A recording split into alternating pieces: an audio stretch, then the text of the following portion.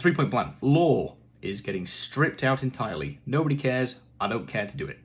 It's going to go. At the start of the game, the wizard's going to say, go and do a thing because I say so, and that's it. You're going to go. And then you'll get messages to explain how the game works. But in terms of story, go and do the thing.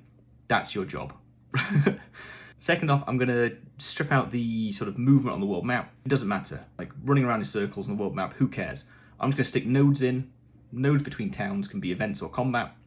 And when you get to a town, I'm not sure yet whether I'm going to keep the sort of town structure I've got it, because it's quite fun making Barkham and having the NPCs walk around and all be a bit cutesy. But realistically, I think I'm just going to bin that off as well and have a town be like really reduced in what it is. So you get healed there, and there might be a shop, but like basically like a small area with a few vendors that represents a town rather than it be a full-on town that's populated with people that do stuff. And no. Then lastly, I'm going to overhaul the combat system. So rather than have 4v4 and everyone gets a turn in a round, like in D&D initiative order, it's going to be team-based. So you have your team versus enemy team, and you get a hand drawn for your team, and then you play one card per member of your team, and then have a space for like a team slot. So everyone plays one card, one character can play 2 cards, and they play in order. And hopefully that's going to speed up the combat round. I'm also going to reduce all the health, and I'm going to change the buffing and debuffing system so that's more like Slay the Spire, where that just keeps progressively going on to squeeze the combat. So if an enemy keeps buffing their strength, ultimately you're in trouble. But equally, if you keep debuffing their defense, they're in trouble.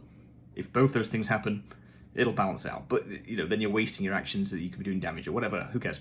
But that should hopefully make combat quicker, slicker, and just feel better. And so the last thing I'm going to say is I'm not going to sit on it as long before I look for more feedback. So now that I've actually done the act of getting a build of the game, I can do that anytime. So when I get to a point where there's something worth testing, I'm going to do it. And I've created a Discord so that I can give it to people to test. So all of you that have said, I'd love to test the game sometime, great.